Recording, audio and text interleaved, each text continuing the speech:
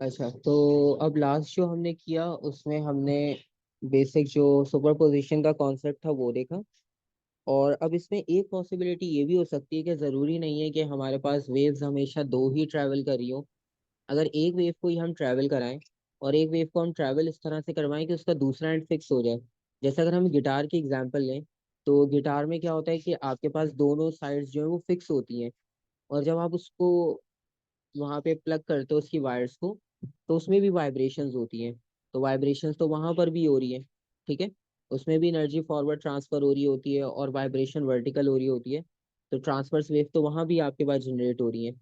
तो वो आपके पास जो कॉन्सेप्ट होता है कि जब आपके पास वेव्स तो जनरेट हो रही है लेकिन वो फॉरवर्ड डायरेक्शन में प्रोपेगेट नहीं कर रही, ठीक है। तो जो आपके पास फॉरवर्ड डायरेक्शन में प्रोपेगेट करती हैं, जो नॉर्मल ट्रांसवर्स वेव होती हैं, उन्हें हम कहते हैं प्रोग्रेसिव वेव्स, ठीक है। और जो वेव्स आपके पास एक ही पॉइंट मतलब एक ही पोजीशन में रह के अप एंड डाउन वाइब्रेट करती है, जिस तरह से हमारे पास गिटार की एग्जांपल है। वरना अगर आपने स्ट्रिंग को एक बॉल के साथ फिक्स किया और एक एंड उसका आपने जो है वो अपने पास रखा हुआ है और उसे आप जो है वो जर्क करो अप एंड डाउन, तो उसमें वेव्स जनरेट होंगी। लेकिन अब प्रॉब्लम क्या है कि वो वेव फॉरवर्ड जाएगी लेकिन उस पॉइंट से आगे नहीं जाएगी जहां तक वो फिक्स है। तो फिर हम उन्हें स्टेशनरी या स्टैंडिंग वेव्स कहते हैं। तो अब आपके पास जो कॉन्सेप्ट है वो स्टेशनरी वेव्स का है।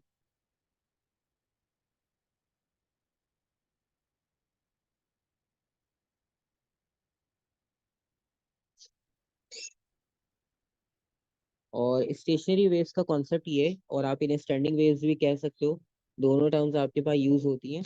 तो स्टेशनरी या स्टैंडिंग वेव्स आपके पास जो है वो जब जनरेट होती हैं तो उसमें हम ये नॉर्मली ये करते हैं कि एक साइड उसकी हम फिक्स कर देते हैं। तो उसमें क्या होता है, रिफ्लेक्शन हो जाएगा। जिस तरह वाटर वेव्स होती है रिपल टैंक में, तो रिपल टैंक में हमें पता है उसकी वॉल होगी, जब वाटर वेव्स आगे जाएंगी तो वो वॉल से स्ट्राइक होकर वापस आएंगी। तो उस कंडीशन में आपके पास जो वेव जनरेट होती है वो स्टेशनरी वेव्स होती हैं। क्योंकि अब वहां पे दूसरी वेव तो कंबाइन नहीं हो रही कि वो एक दूसरे के डिस्टेंस को चलो क्रॉस करते हुए ट्रैवल कर ले, तो ऐसा पॉसिबल नहीं होता। तो इसकी अगर हम एग्जांपल देखें या आपके पास अगर आप इसको डिफाइन करते हो, ये वेव जनरेट की है दी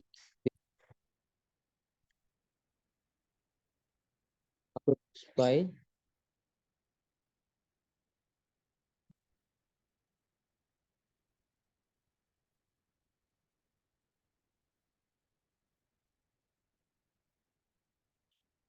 अच्छा, आप पोजीशन से भी जनरेट कर सकते हो, ऐसा कोई वो नहीं है इशू कि आप पोजीशन कर सकते हो। आप सुपर पोजिशन से भी कर सकते हो bye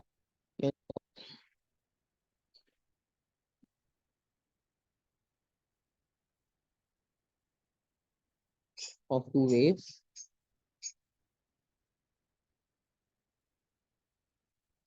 same frequency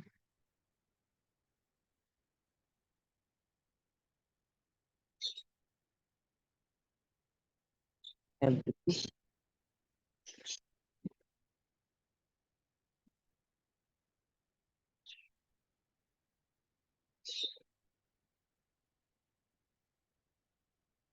travelling opposite direction. अब इसमें हमारे पास दो के साथ क्या है, लेकिन अब हमें इसमें करना ये होगा कि इसमें हमें इसको फिक्स करना होगा। आप करेंगे तो फिर स्टेशनरी वेव या स्टैंडिंग वेव, और उसको जब आप कंपेयर करोगे अ, के साथ, तो उनमें कोई डिफरेंस ही नहीं होगा, दोनों वेव्स आपको एक ही जैसी लगेंगी। तो डिफरेंस आपके पास जो है वो डिफिकल्ट हो जाएगा। तो अगर आपके पास दो वेव्स कंबाइन हो रही हैं, तो दो वेव्स हम इस सेंस में कंबाइन कर रहे होंगे कि वहां पर वेव्स का रिफ्लेक्शन होगा, मतलब वो एक दूसरे से कोलाइड होने के बाद रिफ्लेक्ट बैक हो जाएंगी, ठीक है। जिस तरह अगर दो फुटबॉल को आप डिफरेंट डायरेक्शन में मूव करवाओ, तो वो कोलाइड करने के बाद ऐसा नहीं होता कि वो कंबाइन होके एक बड़ी बॉल बन जाए। तो उसमें जब वो कोलिजन होता है तो कोलिजन के बाद वो आपके पास रिफ्लेक्ट बैक हो जाती है, जिस भी एंगल से आएंगी उसी एंगल के अकॉर्डिंगली वो रिफ्लेक्ट बैक हो जाएंगी। तो ये प्रोसेस आपके पास फिर स्टैंडिंग वेव का होता है कि वेव्स उसमें जो जनरेट होंगी वो सिर्फ उसी पॉइंट पर होंगी जहां तक वो कंबाइन हो रही थी, अदरवाइज उसके अलावा जो है उनकी कंबाइन वेव कहीं भी जनरेट नहीं होगी, ठीक है।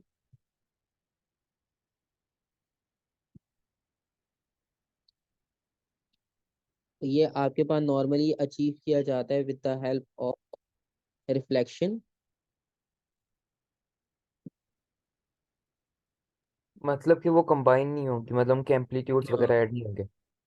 कॉम्बिनेशन नहीं होगा उसमें, कंबाइन नहीं होगी उसमें, एम्पलीट्यूड हम ऐड अप नहीं कर रहे। वो बस रिफ्लेक्ट बैक हो गई। रिफ्लेक्ट बैक होने की वजह से वो वेव जहां पर थी वो वहीं पर वाइब्रेट करेगी, क्योंकि कंबाइन आपने उन्हें होने नहीं दिया। और जिस तरह से आपके पास अगर दो बॉल्स की जो हम एग्जांपल ले रहे हैं, तो वो जब कोलाइड करके बैकवर्ड चली जाएंगी, तो वो जिस डायरेक्शन में आई थी वो उसी डायरेक्शन में दोबारा वाइब्रेट करने चली गई, और उनका कोई कॉम्बिनेशन नहीं हो पाया। और नॉर्मली अगर आप इसकी बहुत बेसिक सी एग्जांपल लो, तो इसकी बहुत बेसिक एग्जांपल ये कि अगर आप एक एंड पर फिक्स पॉइंट जिसने रोप या की, और उस थ्रेड को हमने एक पॉइंट पर फिक्स किया, दूसरे साइड से जो है हम उसे वाइड करा रहे हैं। ठीक है। अब लेट सपोज यहाँ पर हमने उसे होल्ड करके रखा है स्ट्रिंग को, और उस स्ट्रिंग से डाउन फोर्स अप्लाई करके मूव कर रहे हैं। जब आपके पास,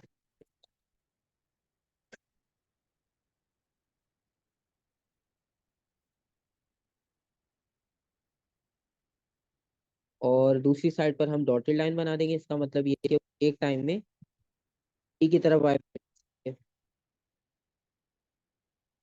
ये वाला पॉइंट हमारे पास फिक्स पॉइंट है, जो राइट हैंड साइड पर हमने ली।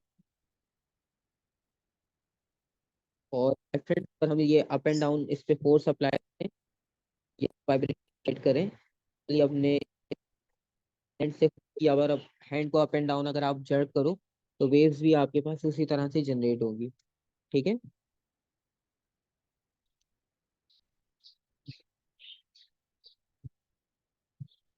तो गिटार और वायलिन की एग्जांपल इसमें आपके पास बेस्ट होती है, क्योंकि उसमें दोनों तरफ हैंड्स फिक्स होते हैं। आप उन्हें थोड़ा लूज और टाइट कर सकते हो, लेकिन बात वही है कि फिक्स वो उसी जगह पर आकर होंगे जहाँ पर आपने उनकी वायर को जो है वो फाइनली वाउंड किया है। लेकिन उसमें भी वाइब्रेशन जनरेट होती है, उससे भी साउंड प्रोड्यूस होता है। और वो इसलिए होता है क्योंकि आपके पास वहां पर स्ट्रिंग्स जो है वो वाइब्रेट कर रहे होते हैं इजीली, लेकिन वो मूव नहीं कर रहे होते। तो आपके पास स्टेशनरी वेव तो सिर्फ आपके पास वाइब्रेट कर सकती है, कर सकती है।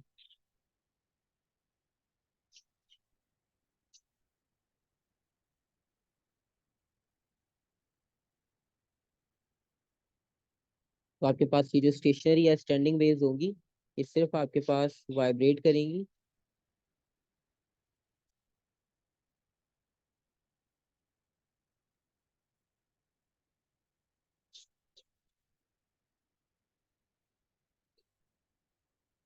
पॉइंट वाइब्रेट करेंगी।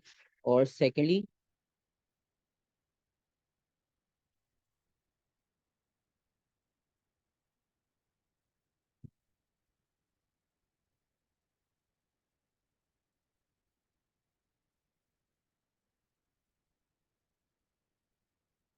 वो मूव नहीं करेंगी किसी भी डायरेक्शन में। ठीक है।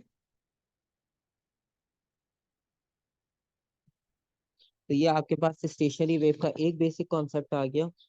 और उसके बाद अगर हम इसका एक्सपेरिमेंट देखें, तो हमारे पास लैब में एक्सपेरिमेंट ये इस तरह से कराया जाता है कि टेबल की एक एंड से हम एक थ्रेड लेते हैं, और उस थ्रेड को उस टेबल पर पुली लगाकर पास करते हैं डाउनवर्ड। और पुली लगाने के साथ जो है वो उसके नीचे पैन होता है जिसमें हम मास ऐड कर सकते हैं। तो वहां पर हम मास ऐड करते हैं, और वो जो स्ट्रिंग पास हो रहा है पुली से लेकर, उसे हम दूर डिस्टेंस पे थोड़ा सा, मतलब टेबल की एक एंड पे मास है, और टेबल की दूसरी एंड पर जो है वो हमने एक मशीन कनेक्ट की है, एक डिवाइस कनेक्ट की है वाइब्रेशंस के लिए, जो कंटिन्यूअसली वाइब्रेट हो रही है। तो जब वो वाइब्रेट होगी तो आपके पास यही वाली एग्जांपल आ जाएगी कि कुछ जगह पर वो आपके पास अप एंड डाउन वाइब्रेट कर रहा होगा, और कुछ जगह पर आपके पास पॉइंट मिल रहे होंगे। ठीक है।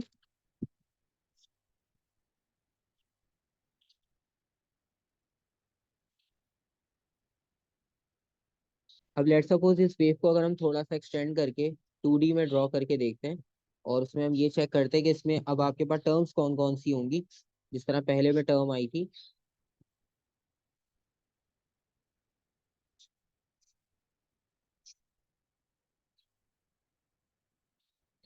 अब एक वेव हमारे पास ये है, और दूसरी वेव हमारे पास यहाँ पर नीचे से स्टार्ट कर रही है।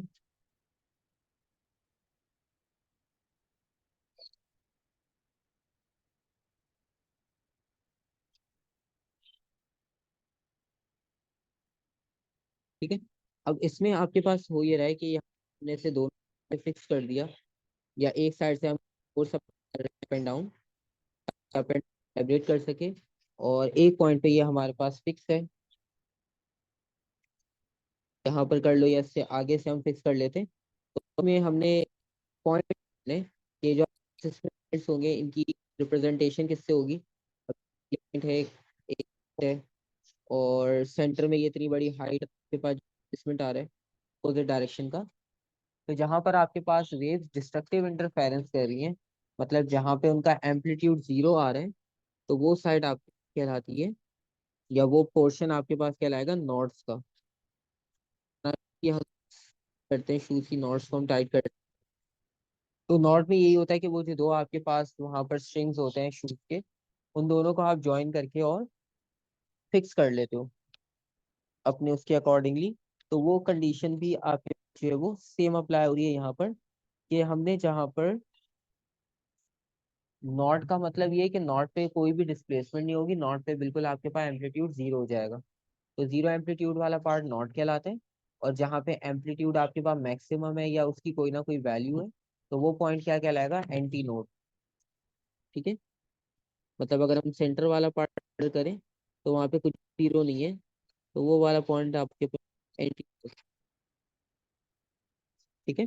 सर ये डॉटेड लाइन किसको रेफर कर रहा है? डॉटेड लाइन का मतलब ये है कि अब हमारे पास यहाँ पे मैं लाइव डायग्राम नहीं बना सकता कि मुझे उसमें वाइब्रेशन नजर आए। तो वो डॉटेड लाइंस का मतलब ये होता है कि अभी वेव आपके पास भले ऊपर या नीचे वाली डायरेक्शन में हो, लेकिन डॉटेड लाइंस का मतलब ये है कि जब उसमें वाइब्रेशन होगी, तो वाइब्रेशन के बाद वो आपको कुछ इस तरह से दिखेगी।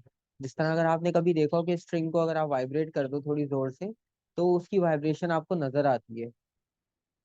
मतलब मल्टीपल स्ट्रिंग्स आपको नजर आएंगे, वो ऊपर नीचे ऊपर नीचे ऊपर नीचे मूव कर रहे होंगे, यानी वाइब्रेट हो रहे होंगे। ठीक है। ओके। तो ये नॉड और एंटी नॉड का कॉन्सेप्ट आ गया।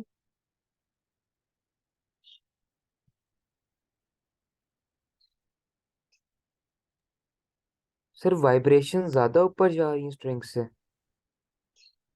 वो असल में थोड़ा रफली बनाया मैंने भी, इसलिए मैंने अभी एम्पलीट्यूड वगैरह कुछ भी मेंशन नहीं किया, क्योंकि अभी हम उस चीज को डिस्कस ही नहीं कर रहे। ठीक है।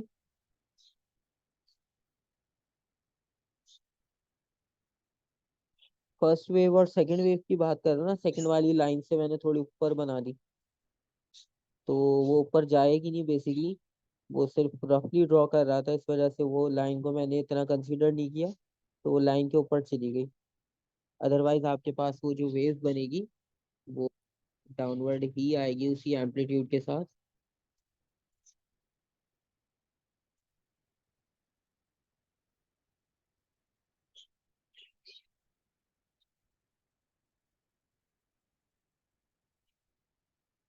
तो कुछ इस तरह का कॉन्सेप्ट आ गया आपके पास नोड और एंटी नोड का। ठीक है।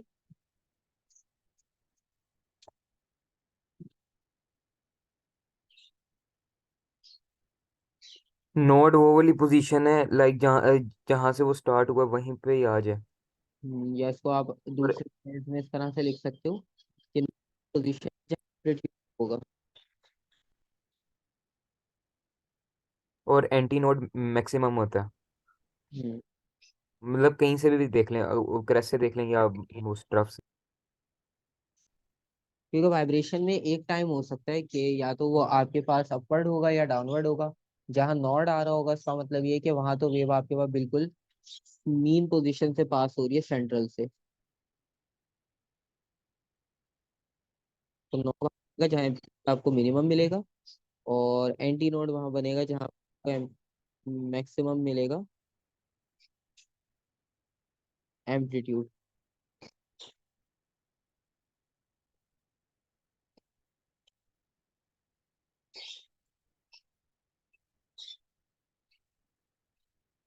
नोड और एंटी नोड का क्या यूज? इन बेसिकली वो आपसे डिस्टेंस लेते हैं। इसका यूज और आपको एंटी नोड को हम सिंपली एम्पलीट्यूड नहीं बुला सकते? वो इसलिए नहीं बताते क्योंकि अब हमारे पास यहाँ पर दोनों वेव्स जरूरी नहीं होता कि सेम उससे जा रही हो, थोड़ा बहुत डिफरेंस भी आ सकता है।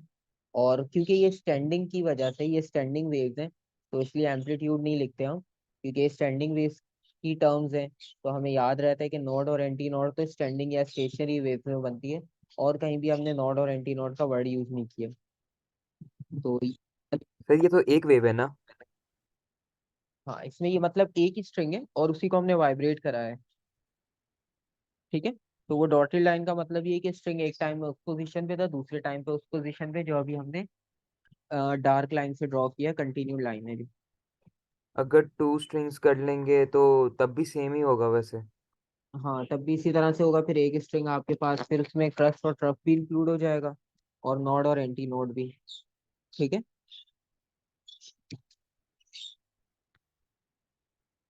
ओके।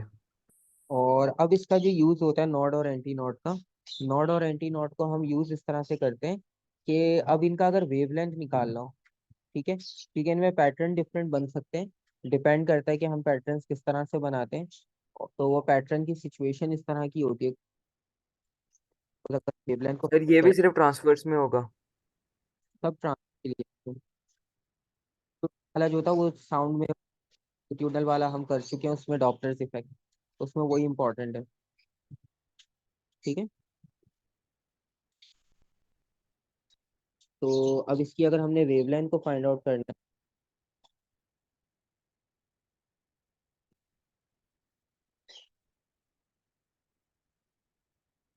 तो वेवलेंथ हम इस तरह से फाइंड आउट करेंगे कि आपके पास सबसे पहले हमें ये फाइंड आउट करना होगा कि लेट्स सपोज ये जो अभी एक वाइब्रेशन हो रही थी, पहले हम एक वाइब्रेशन का वेवलेंथ निकाल लें।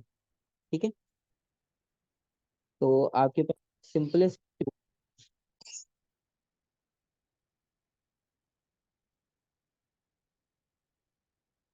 या सिंपलेस्ट वाइब्रेशन, तो इस वेवलेंथ को हम कहते हैं, इसके लिए अगर आप टर्म्स यूज करना चाहो तो उसके लिए दो, एक टर्म हम यूज करते हैं फर्स्ट,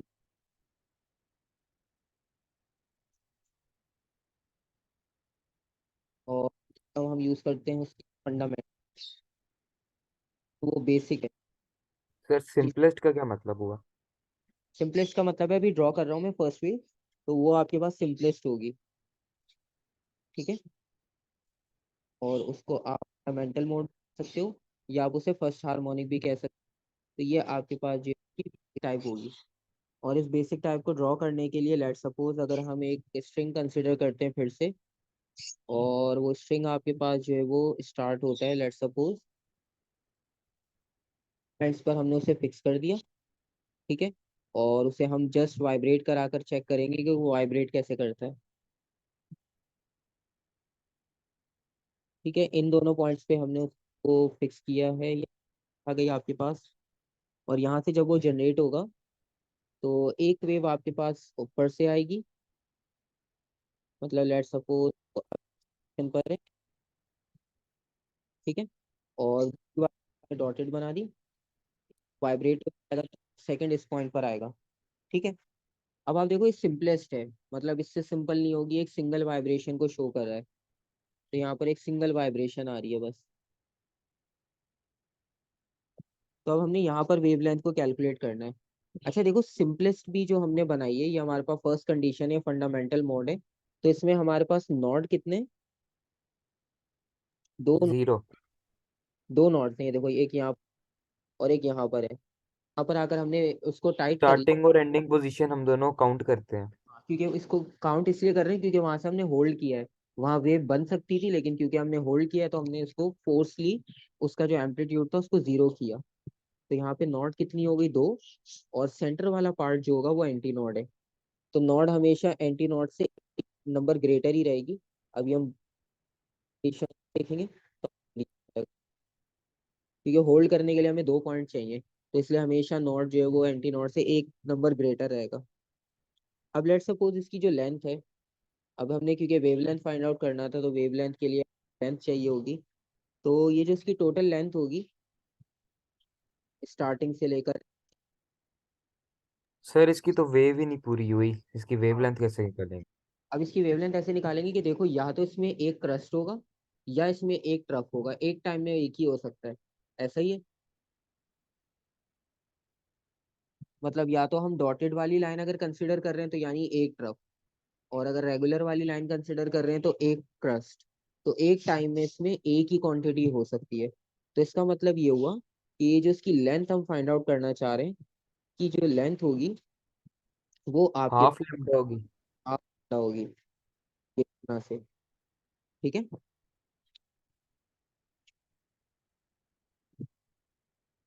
और इसका मतलब ये हुआ कि अगर इसकी वेवलेंथ आप फाइंड आउट करो तो इसकी वेवलेंथ हो जाएगी 2 के इक्वल। इस लेंथ हम डबल कर दें तो हमारे पास एक वेव पूरी हो जाएगी। ठीक है। Okay okay. अब ये हमारे पास एक कंडीशन हो गई। और इसके बाद फिर हम इसको और कंटिन्यू करते हैं अगर, तो लेट सपोज हमने यहाँ पर वहाँ पे हम दो हार्मोनिक बनाते हैं, सेकंड हार्मोनिक, ये फर्स्ट हार्मोनिक था, अब हम इसके बाद सेकंड हार्मोनिक बनाएंगे अगर।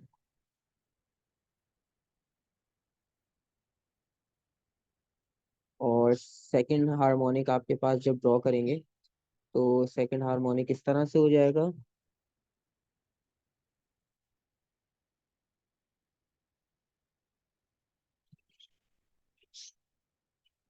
सेकंड हार्मोनिक में हम इसको अब डबल कर लेंगे। ठीक है। और डबल इस तरह से करना है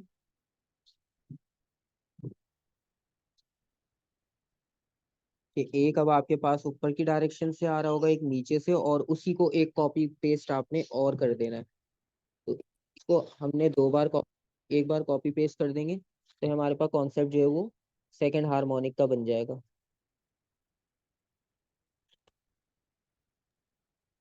यहाँ से हम स्टार्ट कर रहे हैं लेट सपोज, और यहाँ से स्टार्ट बाद जो वेव है हमारी, वो वेव इस तरह से आएगी। और यहाँ से हम इसे स्टार्ट करेंगे। एक तो हम रेगुलर बनाते हैं। ठीक है। नॉट पर बनेगा,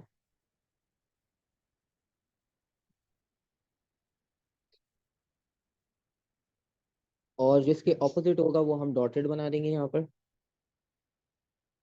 तो क्रस्ट हो सकता है। सर ये वाइब्रेशन शो करना लाजमी। अच्छा, ये अभी तो हम बेसिक्स कर रहे हैं ना, तो अभी तो हम पूरा ड्रॉ करेंगे ताकि हमें आइडिया हो जाए कि हम हार्मोनिक्स काउंट कैसे करते हैं। ठीक है। अच्छा, अब जब आप इसकी वेवलेंथ मेजर करोगे तो अब इसकी वेवलेंथ मेजर करना इजी है, क्योंकि अब आपको पता है एक क्रस्ट भी आ रहा है और एक ट्रफ भी आ रहा है। मतलब कि जितनी लेंथ होगी उसकी वही उसका वेवलेंथ होगा। तो इसकी अब जितनी भी लेंथ एक लेंथ के इक्वल है, क्योंकि आपके पास वेव कंप्लीट हो रही है। ठीक है। और इसको ही अगर हम थर्ड हार्मोनिक पे ले जाएं,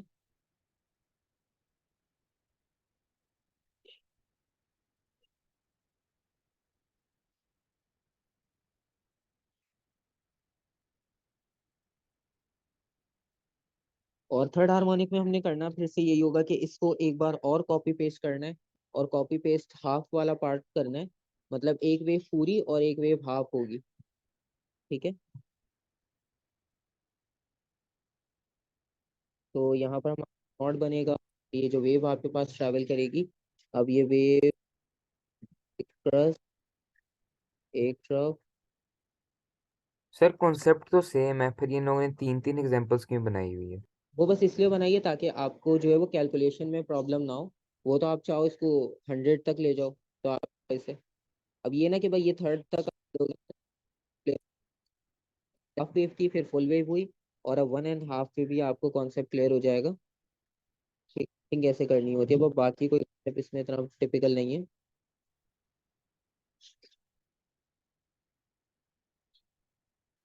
अब यहाँ पर लेंथ बताओ कितनी होगी। Half plus lambda. ठीक है। तो एक लेंथ हमारे पास फुल है और एक लेंथ हमारे पास हाफ है।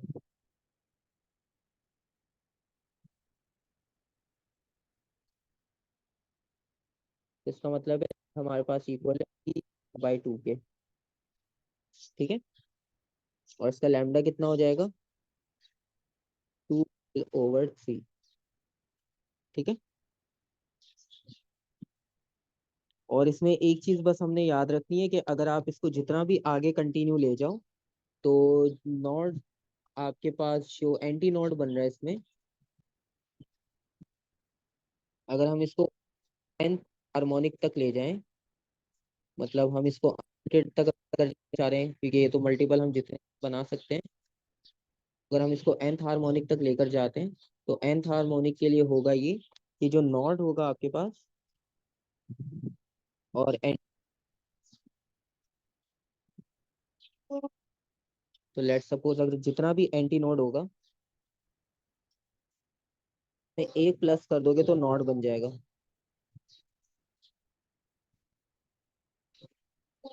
ठीक है, आप सब एग्जाम्पल में देख लो ऐसा ही है। यहाँ पर भी काउंट कर लो, 3 एंटी और 4 नॉड्स हैं। यहाँ पे काउंट कर लो, 3 नॉड्स हैं तो 2 एंटी नोड्स हैं। ठीक है, तो ये हमारे पास जो है वो हार्मोनिक का कॉन्सेप्ट है। कल हम इसको क्लोज्ड उसमें देखेंगे कंटेनर में, कि क्लोज हमारे पास कॉलम में ये वाइब्रेशंस कैसे होती हैं, और फिर कल इसके हम क्वेश्चंस कर लेंगे। तो अब हमारे पास काफी मटेरियल है इसके वेव्स के लिए क्वेश्चंस प्रैक्टिस करने के लिए, और फिर इसमें बस इंटरफेरेंस का कॉन्सेप्ट रह जाएगा। फिर यहाँ पे वहाँ वेव सेक्शन पूरा कंप्लीट हो जाएगा। ठीक है। ओके।